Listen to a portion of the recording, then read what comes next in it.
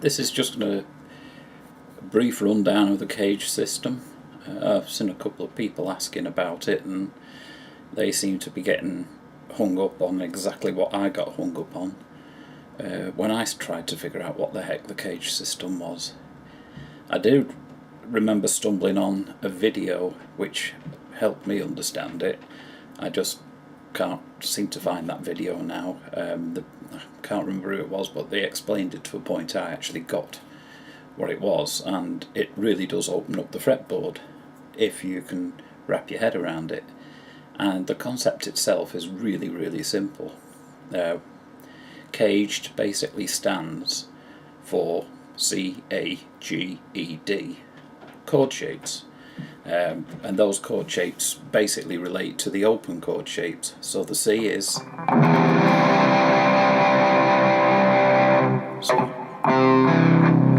your typical open C chord, your A,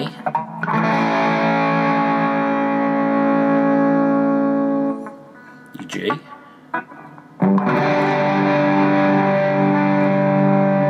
E,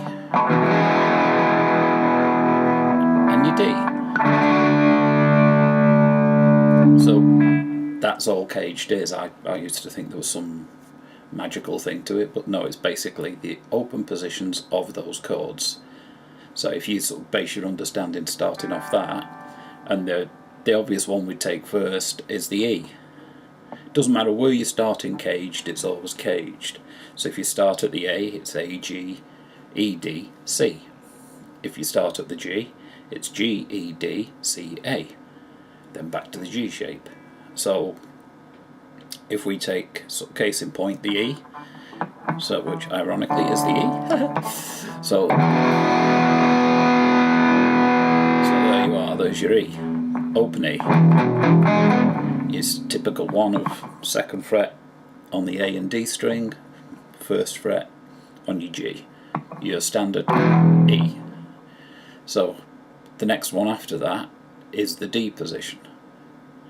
So the D position will be that, but bearing in mind that's D, so you move it up 2 frets, that's E, and that becomes your nut. You'll see it a lot in a lot of rock songs. They'll play an E like that, then they'll play an E where they basically bar the 2nd fret of the D, 4th fret G, 5th fret E, 5th fret B. So you get, so going from E to an A, say, or using the D position E to an A. So that's your D position of the E. So E, E in a D position. The one after that is the E in the C position. So to do the C position, you basically start where the D was. So there's your D is there, and you start, so imagine that's the first part of your C, like it would be there. So that, or just those top 3.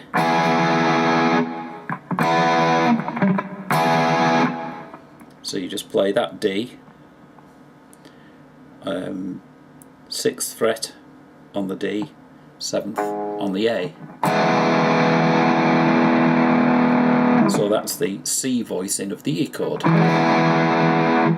E voicing, D voicing, C voicing.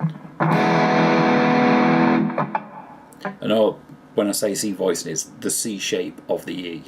So you're just thinking it's the C shape, but it's still an E chord. After the C, you've got the A, which, if you know any bar chords, of course, you know that a bar at the 7th is your E. And that's your A shape, which starts on the last fret of the C. Because it's this position, the only one that doesn't start on the very last one, because that D position, that's your very last one on the 5th fret, but you start it on the 4th obviously because the D is an extension of the C. So that's your D for the E, so that just forms the next part of the C. But then that last fret there becomes the 1st fret for the A position. Then you move on to the G shape. You can play it one of two ways. It's practically, I certainly can't do it, play it full as it were, so you can either play 12th on the E, 11th on the A, 10th, or you can play 12th like a G power chord, 12th on the E and B, and then the rest on the 9th. So if you imagine you're taking that portion of the E at the 7th string, and you just then add in those two up there. Again, in a lot of rock you'll see people play an A with that there, which is the G position of the A.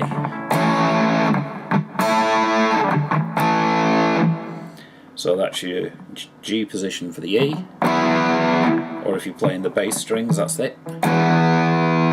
And then of course you're back to the octave, the E position.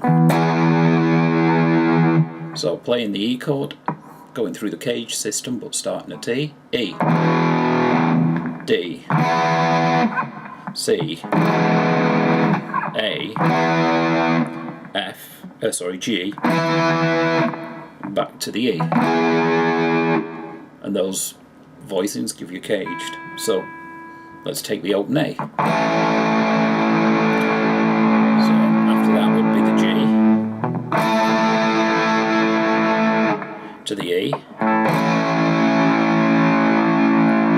to the D,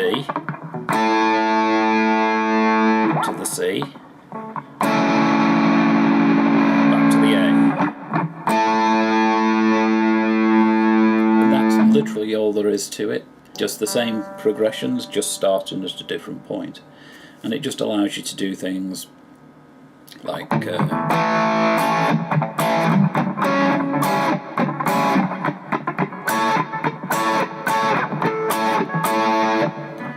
say the E one is the one you hear a lot.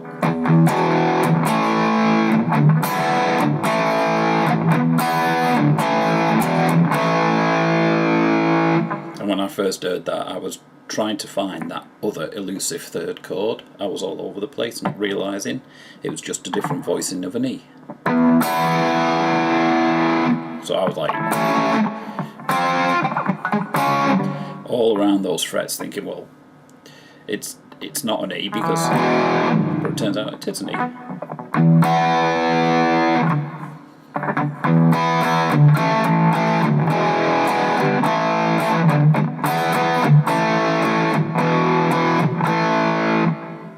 So I hope that's helped someone. Like I say, it's not as mystical as it sounds. Once you just get it in your head, you know, CAGED. So like E, D, C, A, G, E. And that's it. That's all there is to it. Hope you all found this useful. Later.